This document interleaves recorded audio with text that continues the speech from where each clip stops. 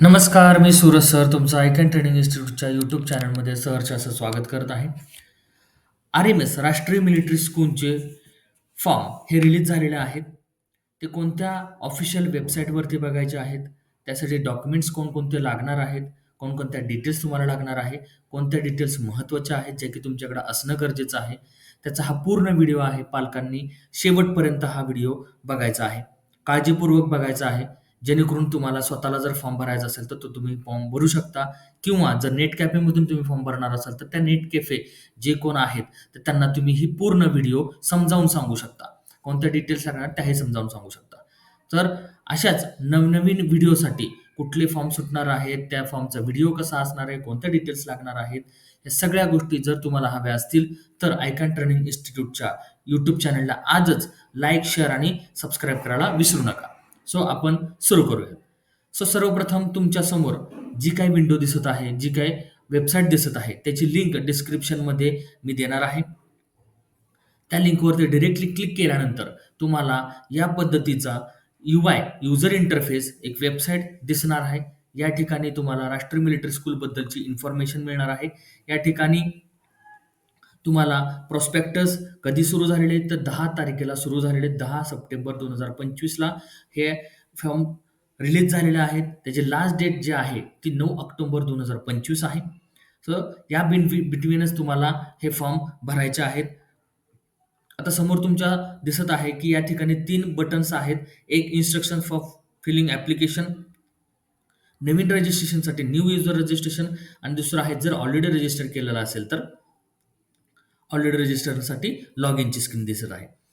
तर प्रथम instruction for feeling ॲप्लिकेशन्समध्ये जर गेला तुम्ही, तर या ठिकाणी तुम्हाला महत्त्वाच्या गोष्टी काय आहेत, तर ॲक्टिव्ह मोबाईल नंबर लागणार आहे, कंपल्सरी लागणार आहे. Valid and active email address ह्या अत्यंत 2 महत्त्वाच्या गोष्टी आहेत, जे की तुमच्याकडं असणंच गरजेचं आहे.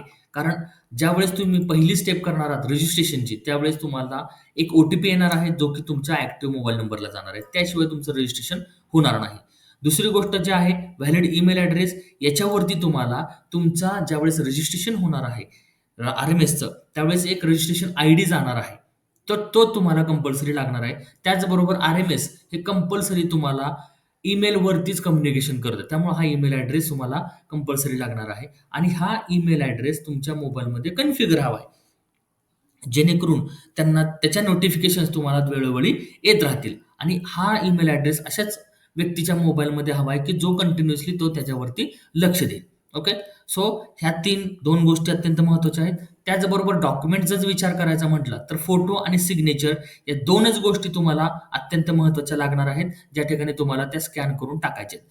त्यानंतरनं जर तुमचं कास्ट सर्टिफिकेट असेल, तर त्या ठिकाणी तुम्हाला अपलोड करावं लागणार आहे. कास्ट सर्टिफिकेट ओ-बी-सी कॅटेगरी असेल, एस-सी कॅटेगरी असेल, एस-टी कॅटेगरी असेल, तर तुम्हाला त्या ठिकाणी हे सर्टिफिकेट अपलोड करावं लागणार आहे. त्याच्यानंतरनं जर स्कॅन कॉपी लागणार आहे पॅरेंट किल्ड इन ॲक्शन याच्यामध्ये, तर तुम्हाला या ठिकाणी तेही सर्टिफिकेट लागणार आहे. जर किल्ड झालेलं असेल, जर डिफेन्स, आर्मी, नेव्ही, एअरफोर्समध्ये असतील तर आणि क्रेडिट कार्डच्या डिटेल्स लागणार आहेत. सो या सगळ्या डिटेल्स तुम्हाला कंपल्सरी लागणार आहेत. सो सर्वप्रथम आपण न्यू रजिस्ट्रेशनवरती क्लिक करूयात. या न्यू रजिस्ट्रेशनवरती क्लिक केल्यानंतर तुमच्या समोर हा एक रजिस्ट्रेशनचा एक बेसिक फॉर्म तुमच्या समोर येणार आहे. बेसिक फॉर्ममध्ये तुम्हाला कॅन्डिडेटचं नाव, father's name, mother name, mobile number, email address, confirm email address, त्यानंतरनं जो काही तुम्ही ईमेल ॲड्रेस दिलेला आहे तो ॲक्टिव्ह आहे का नाही, करेक्ट आहे का नाही, याच्यासाठी हा एक चेकबॉक्स दिलेला आहे. त्यानंतरनं डिझायर्ड पासवर्ड, असा पासवर्ड टाकायचा तुम्हाला जो की 8 अंकी असणार आहे. त्यातलं एक लेटर हे कॅपिटल असणार आहे, स्पेशल सिम्बॉल्स असणार आहेत आणि डिजिट्स असणार आहेत.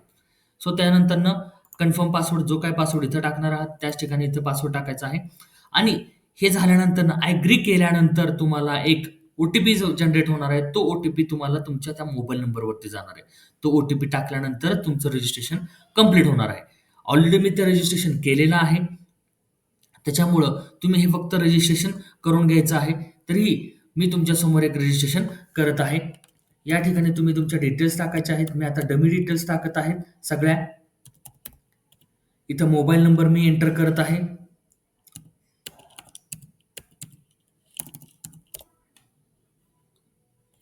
ईमेल ॲड्रेस मी टाकत आहे.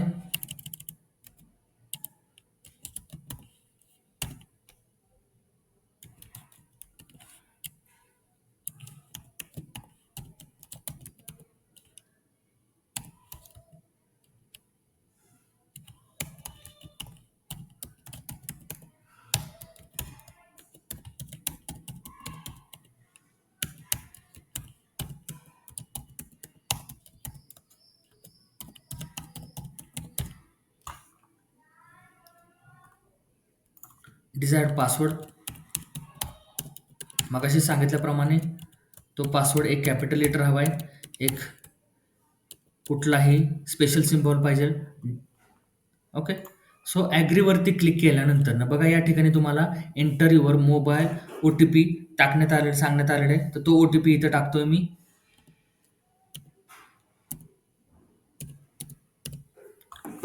आणि कंटिन्यू करायचं आहे. कंटिन्यू केल्यानंतर तुम्हाला एक इमेज दिसणार आहे इथं. ती इमेज तुम्हाला प्रॉपरली जशी तिथं आहे त्याचप्रमाणे इथं टाकायची आहे आणि सेव्ह रजिस्ट्रेशन डिटेल्स. आता सेव्ह रजिस्ट्रेशन डिटेल्स करण्याच्या अगोदर पूर्ण डिटेल्स तुमच्या बघून घ्यायच्या आहेत या ठिकाणी तुम्हाला. आणि त्याच्यानंतरनं जर तुम्हाला वाटलं या ठिकाणी आपल्याला काहीतरी राहिलेलं आहे, चुकलेलं आहे, तर तुम्ही एडिट रजिस्ट्रेशन डिटेल्सवरती क्लिक करू शकता. त्यानुसार तुम्हाला तिथं डिटेल्स फॉर्म एडिट करण्यासाठी येणार आहे. सो इथं माझ्या डिटेल्स मी पूर्ण एकदा बघितलेल्या आहेत, त्या करेक्ट आहेत. सो सेव्ह रजिस्ट्रेशन डिटेल्सवरती क्लिक केल्यानंतर परत एकदा तुम्हाला एक मेसेज येणार आहे कन्फर्मेशनसाठी. कन्फर्म केल्यानंतर तुम्हाला बघा जसं मी मगाशी सांगितलं या ठिकाणी तुम्हाला रजिस्ट्रेशन आयडी आलेला आहे. ओके. तर तो मी इथं कॉपी करतो जेणेकरून मला तो लॉग इनला लागणार आहे. आणि हा जो आलेला आहे तो तुमच्या जो इथं मेल आयडी दिलेला आहे त्याला ऑलरेडी गेलेला आहे. सो या ठिकाणी मी click here to log in करतो. या ठिकाणी मी रजिस्ट्रेशन आयडी जो काही मी पासवर्ड टाकला होता तो पासवर्ड या ठिकाणी मी पेस्ट करतो.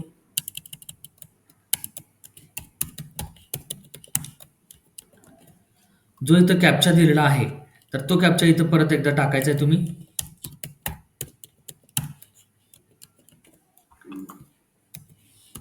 F2KQJT आणि लॉग इन बटनवरती क्लिक करायचं. आता इथे 4 बटन दिलेले आहेत. जर नवीन रजिस्ट्रेशन करायचं असेल तर या ठिकाणी जर तुमचा पासवर्ड जर तुम्ही विसरला असाल तर रिसेट करण्यासाठी, आणि जर रजिस्ट्रेशन आयडीच तुम्हाला विसरला असेल तर पण याच्यावरती क्लिक केल्यानंतर तुम्हाला मेल आयडी मात्र टाकावा लागणार आहे.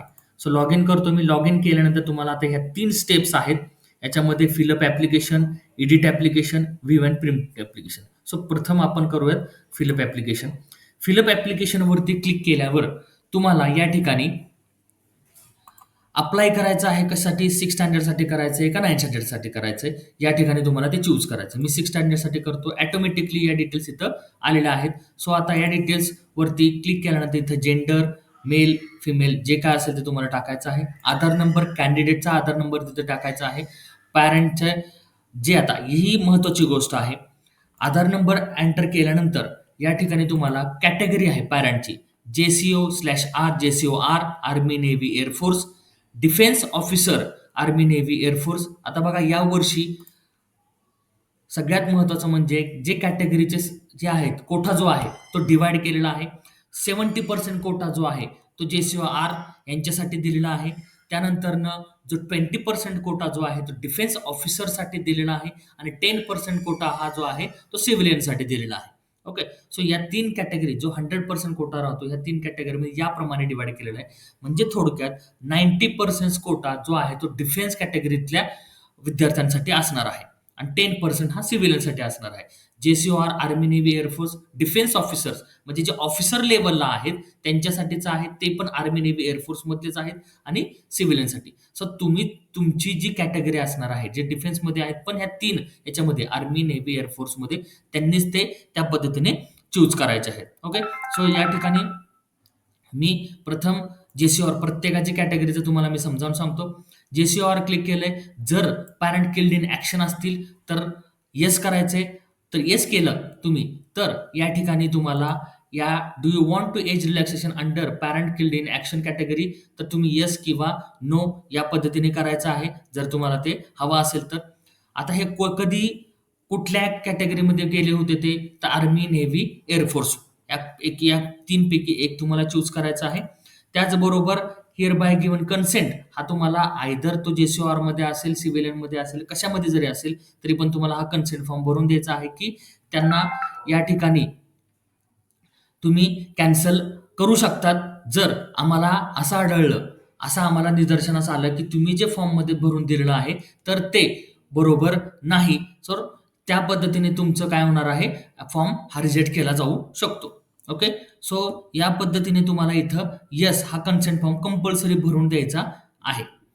त्याच्यानंतर कॅटेगरी तुम्हाला सिलेक्ट करावी लागणार आहे, जनरल, ओबीसी, SC, ST. म्हणजे जरी तुम्ही डिफेन्स कॅटेगरीमध्ये असाल तरी तुमची कॅटेगरी कोणती आहे ॲक्च्युली ती तुम्हाला इथं द्यावी लागणार आहे. General, OBC, OBC, NCL, SC, ST. Yes. Okay. So इथं कन्सिडर करत असताना मी या ठिकाणी सिव्हिलियन असं कन्सिडर करतो. त्यानंतरनं सिव्हिलियन कन्सिडर केल्यानंतर तुम्हाला इथं सिलेक्ट करायचं आहे जनरल स्लॅश ओबीसी. हे 2 कॅटेगरी एकत्र दिलेले आहेत आणि ओबीसी NCL एकत्र दिलेलं आहे. ओके. जनरल स्लॅश ओबीसी म्हणजे नॉन क्रिमिनल ज्यांचं निघत नाही, म्हणजे थोडक्यात 7 लाखाच्या वर उत्पन्न ज्यांचं आहे, तर ते सुद्धा ओपन कॅटेगरीमध्ये मोडले जातात. म्हणून जनरल स्लॅश ओबीसी असं दिलेलं आहे. त्याचबरोबर ओबीसी NCL म्हणजे 7 लाखाच्या कमी उत्पन्न आहे ज्यांचं, तर ते ओबीसी कॅटेगरीमध्ये जाणार आहे. SC आणि ST ह्या डिफरंट कॅटेगरी, ह्या 2 वेगवेगळ्या कॅटेगरी, अशा या 4 कॅटेगरीचं हे बायफर्गेशन केलेलं आहे. डेट ऑफ बर्थ तुम्हाला तिथे टाकायचे आहे. आता डेट ऑफ बर्थ जे आहे ते 1/4/2014 ते 31/3/2016 इन बिटवीन मधलीच तुम्हाला तिथं एंटर करावी लागणार आहे. ओके. सो ती तिथे टाकायचे corresponding address, city, town, district, त्यानंतर स्टेट तुम्हाला सिलेक्ट करायचं आहे आणि पिनकोड टाकायचा आहे. ओके. सो या ठिकाणी मी डिटेल्स एंटर करतो.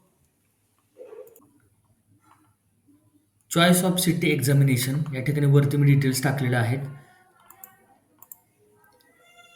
जे जवळचं तुम्हाला आहे, शक्यतो पहिल्यांदा पुणे टाका. त्यानंतरनं अदर स्टेटमधलं जर तुम्हाला टाकायचं असेल तर बँगलोरो आहे, ते तुम्ही टाकू शकता. त्यानंतरनं बेळगामसुद्धा आहे, त्या ठिकाणी टाकू शकता. या ठिकाणी बघा ₹680 फी झालेला आहे. ओबीसी NCL असेल, जनरल ओबीसी असेल तर ₹680 फी येते आणि जर SC ST कॅटेगरी जर चूज केलेला असेल तर ₹340 फी येते. ओके. सो ते ओबीसी कॅटेगरी सिलेक्ट करतो मी. त्याच्यानंतर ॲग्री वरती क्लिक केल्यानंतर step 1 and proceed. Okay. So यावरती मी क्लिक करतो. क्लिक केल्यानंतर तुम्हाला या ठिकाणी अपलोड करायचा आहे फोटो आणि तुम्हाला कास्ट सर्टिफिकेट अपलोड करावं लागणार आहे. म्हणजे SC ST OBC NCL असेल तर कंपल्सरी तुम्हाला कास्ट सर्टिफिकेट अपलोड करावं लागणार आहे. मग अशा ज्या पद्धतीने मी सांगितलं की कोणकोणते डॉक्युमेंट्स लागणार आहेत, सो ते या ठिकाणी अपलोड करायचे आहेत. ओके. सो ही फर्स्ट स्टेपला मी जातो. तिथं तुम्हाला हे फक्त सांगण्यासाठी मी सिलेक्ट केलं होतं की तुम्हाला कॅटेगरी कोणतं सर्टिफिकेट अपलोड करावं लागणार आहे, तर त्या ठिकाणी तुम्हाला ते अपलोड करावं लागणार आहे याचं सुद्धा. ओके. सो आता जर जनरल आणि ओबीसी फक्त सिलेक्ट केलं तर तुम्हाला फक्त फोटो आणि सिग्नेचरच अपलोड करावी लागणार आहे. सो या ठिकाणी मी फोटो अपलोड करतो. या ठिकाणी तुम्हाला दिलेलं आहे कोणत्या साईजमध्ये फोटो हवा आहे. त्यानंतर सिग्नेचर मी या ठिकाणी अपलोड करतो. दोन्ही अपलोड केल्यानंतर आता तुम्हाला preferred choice of school for admission म्हणजे तुम्हाला चॉईसेस द्यायचे आहेत. कुठल्या RMSला तुम्हाला पहिल्यांदा चॉईस द्यायचा आहे. सो या ठिकाणी देत असताना पहिल्यांदा बेळगाम, त्यानंतरनं बँगलोरू, त्यानंतर राजस्थानचे दोन्ही घेतो मी, ढोलपुरे घेतो, त्यानंतर अजमेर आणि देन हिमाचल प्रदेशची. आता हॉस्पिटलसुद्धा सिलेक्ट करत असताना पहिल्यांदा पुणे घ्या, त्याच्यानंतरनं बँगलोरचं आहे एअरफोर्सचं आणि त्यानंतरनं तुम्हाला जे कोणते द्यायचे आहेत त्या ठिकाणी तुम्ही ते देऊ शकता. ओके. पहिलं तुम्ही पुणे हे द्यायचं आहे, त्यानंतर बँगलोर द्यायचं आहे. काही जणांचं पुण्याला येऊ शकतं, काही जणांचं बँगलोरला येऊ शकतं. ओके. आणि ही अशा पद्धतीने तुम्ही सेव्ह आणि सेकंड स्टेप करायचे आहे. सेकंड स्टेप सिलेक्ट केल्यानंतर तुम्हाला जो काही तुम्ही आतापर्यंतचा फॉर्म भरलेला आहे तो पूर्णपणे या ठिकाणी तुम्हाला फॉर्म दिसणार आहे. एकदा चेक करायचे आहे सगळी इन्फॉर्मेशन तुमची फिलअप केलेली सगळी बरोबर आहे का नाही. जर नसेल, तुम्हाला काय वाटत असेल ह्यातलं काही चुकलेलं आहे, तर एडिट ॲप्लिकेशन म्हणून आहे. त्या ठिकाणी तुम्ही क्लिक केलं, तर परत पहिल्यापासून स्टेप 1, स्टेप 2 ह्या तुम्हाला दिसणार आहेत. त्यातसुद्धा तुम्ही चेंजेस करू शकता. ओके. सो या ठिकाणी सुद्धा स्टेप 2 सिलेक्ट करतो मी आणि परत एकदा तुम्ही बघू शकता आणि त्यानंतर मेक पेमेंटवरती क्लिक केल्यावरती तुम्हाला या पद्धतीने क्रेडिट कार्ड, डेबिट कार्डच्या डिटेल्स असतील तर तुम्ही त्यानुसार करू शकता. नेट बँकिंग आहे, यू-पी-आय आहे. यू-पी-आयमध्ये तुम्हाला स्कॅन क्यूआर कोड आलेला आहे. त्याच्यावरती तुम्ही स्कॅन करून सुद्धा तुमची फीज पे करू शकता. तर अशाप्रमाणे तुम्ही तुमचा आर-एम-एसचा फॉर्म हा भरू शकता. जेणेकरून तुम्हाला ह्या सगळ्या डिटेल्स समजल्या असतील, तर तुम्ही हा स्वतःसुद्धा फॉर्म भरू शकता किंवा जर समजल्या नसतील, तर तुम्ही नेट कॅफेमध्ये जाऊन बेस्ट वे फॉर्म भरला तरी चालेल. सो अशाच नवनवीन व्हिडिओसाठी तुम्ही आयकॉन ट्रेनिंग इन्स्टिट्यूटच्या यूट्यूब चॅनलला लाईक, शेअर आणि सबस्क्राईब करायला विसरू नका. धन्यवाद.